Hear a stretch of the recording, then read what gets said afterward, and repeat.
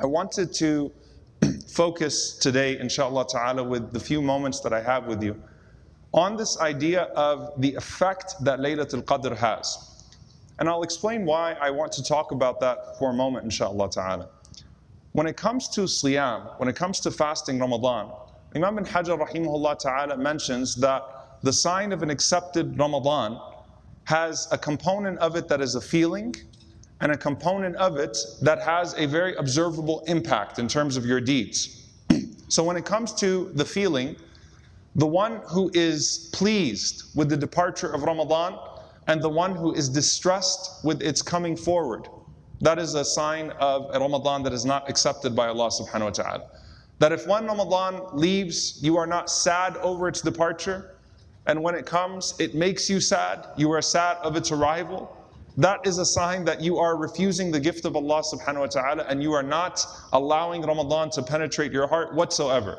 So that is the person whose fasting only is abandoning their food and drink for a month as an exercise, but spiritually speaking, there's no penetration. So that's the feeling of Ramadan. As for the effect, it's the consistency of your deeds. Not the consistency in the same portion, but the consistency of an increase in your deeds after Ramadan. So there's a feeling and there's an impact, an observable impact.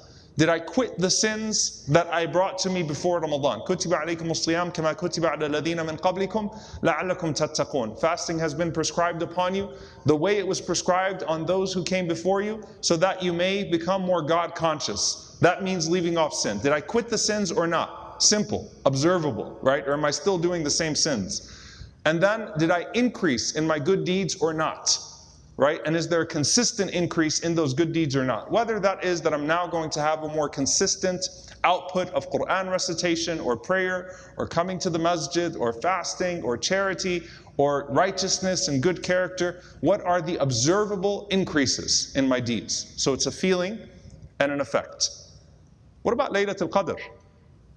Right? Because the Prophet ﷺ put Ramadan, "Man qama Ramadan imanan wa ihtisaban ghufira lahu ma taqaddama min dhanbihi."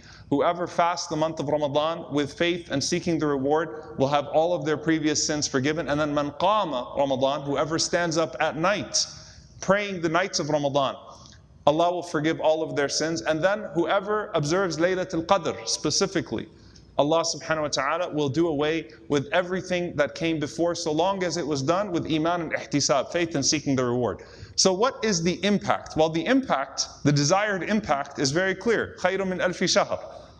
It is greater than 1,000 months. I want the reward from Allah subhanahu wa ta'ala, right? So I'm striving for the jewel of this month, right? The prize of this month is Laylatul Qadr. Is there an impact and an effect beyond that though, or is it just that I pushed myself and I hope I got it last night and the sunrise looked amazing, alhamdulillah, I got it, bismillah, let's do this again next year. Is that it? Or is there anything beyond that? SubhanAllah, I had the blessing of doing a program with Dr. Ratib al-Nabulsi, hafidhahullah ta'ala, and he was asked, when is Laylatul Qadr? When is Laylatul Qadr? Because we get asked every day, did you see the sunrise? What do you think? Do you think it was last night? The rooster was crowing. The dog wasn't barking. Do you think the rain, it looked right? It felt good. The moon, we start looking at signs. Some of them based in the sunnah, right? About the signs. But the Prophet ﷺ never abandoned the masjid after the 23rd night or the 25th night and said, it looked like it was last night. Assalamu alaikum, see you all next year. It didn't happen. But he was asked this question, when is Laylatul Qadr? And he said, when the Qadr of Allah is greater in your heart. When the estimation of Allah subhanahu wa ta'ala has become greater in your heart. Laylatul Qadr or Qadr is an increase. It's an increase in Allah's reward, an increase in the angels that come down. It is the night of power, it is the night of decree. It has so many rich meanings. But when the estimation of Allah has grown in your heart, then that is a sign that you have observed and caught Laylatul Qadr. Now let's talk about that for a moment, bidnillahi ta'ala. If you have been staying up all night when you hear the Fajr Adhan, and some of us throughout the year never hear the Fajr Adhan in the masjid except in Ramadan. Like we will never catch the Fajr Adhan in the masjid except maybe in Ramadan in these last 10 nights, because we're staying up all night, and so you're hearing As-salatu khayrun min an-nawm. Prayer is better than sleep. And the ulama mention here, the scholars mention here, that every other adhan, Hayya ala al-falah, come to success, because it is likely that you are doing something else during the other 4 prayers that you think will bring you a sense of success and happiness, and Allah says, Hayya ala al-falah, come instead to success. This is true success. But for Fajr, most likely, throughout the year, you're just sleeping. Your struggle is Salah worth it enough for me to get out of bed right now and to push myself? And so that added push, Salah, prayer is better than sleep, prayer is better than sleep. And what do you repeat? As-salatu khayru min an-nawm. You repeat it as you're getting up, right? Hayya ala salah, hayya ala falah. You repeat, la hawla wa la quwwata illa billah. Remind yourself of the power and treasures of God. But when you hear as-salatu khayru min an-nawm, indeed, as-salatu khayru min an-nawm. And subhanAllah, it strikes you differently when you've been up all night, right? Because it's like you're craving sleep at that point. You're sleep deprived. You're waiting for Fajr to come in to try to sneak in some sleep. And you're hearing as-salatu khayru min an-nawm. And you might think to yourself at that moment, subhanAllah, what did I put forth for Allah subhanahu wa ta'ala? And this is what the subject of this is. Allah subhanahu wa ta'ala mentions in admonishing the disbelievers, وَمَا قَدَرُ اللَّهَ حَقَّ قَدْرِهِ. They did not give Allah His due estimation. And what is that? When they would ask these questions about particularly the creation of Allah. How can Allah control the heavens and the earth? How does Allah take care of the sun and the moon at the same time? How can Allah take care of this person and that person at the same time? What do you mean that the heavens and the earth will be rolled up in the hand of Allah subhanahu wa ta'ala in a way that suits Him subhanahu wa ta'ala? What does that even mean? How does Allah see all of this? How does Allah hear all of this? How does Allah know what's in my heart and your heart simultaneously? How is that possible? And Allah subhanahu wa ta'ala says, وَمَا قَدَرُ اللَّهَ حَقَّ قَدْرِهِ. Allah subhanahu wa ta'ala says they did not give Allah His due estimation. Like, you don't realize the power of Allah, do you? You don't realize how azim, how great Allah is in His limitless power and ability. Remember, that's the qadr of Allah subhanahu wa ta'ala, the power of Allah. And Allah subhanahu wa ta'ala mentions the heavens and the earth rolled up. As Ibn Abbas radiallahu ta'ala anhu, he commented on this ayah. He said that the heavens and the earth in the palm of Ar-Rahman, in the palm of the Most Merciful, in a way that suits His Majesty, is like a mustard seed in one of yours. Remember, we were talking about how the Prophet ﷺ said the kursi, the footstool to the arsh, to the throne, is like a ring thrown in the desert. These are all analogies for us to just understand. You can't understand how great it is. And so, وَمَا قَدَرُ اللَّهَ حَقَّ قَدْرِهِ. They don't get it, do they? They don't understand it, do they? The one who created us all with a customized plan, planning all of our affairs. Nothing happens to us or for us except by His permission. Not even a movement or a thought or a look, nothing, a heartbeat. The one who did all of that will resurrect it all without any deficiency. وَمَا قَدَرُ اللَّهَ حَقَّ قَدْرِهِ. So that's the foundation, and then you go on to the other level of that. Allah subhanahu wa ta'ala mentions to us that on the Day of Judgment, when Allah subhanahu wa ta'ala sets up the mawazeen, the scales, and if you were to put the heavens and the earth in the scales, in the mawazeen, then it would fit them and it would weigh them. It would fit them and it would weigh them. It would fit them physically and it would weigh every detail of them. SubhanAllah. And the Prophet ﷺ said that there are angels that have been created.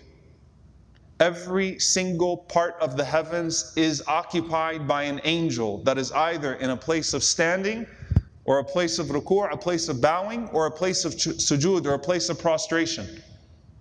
And on the Day of Judgment, all they're doing is doing tasbih. Can you imagine? They've been created and all they do is tasbih.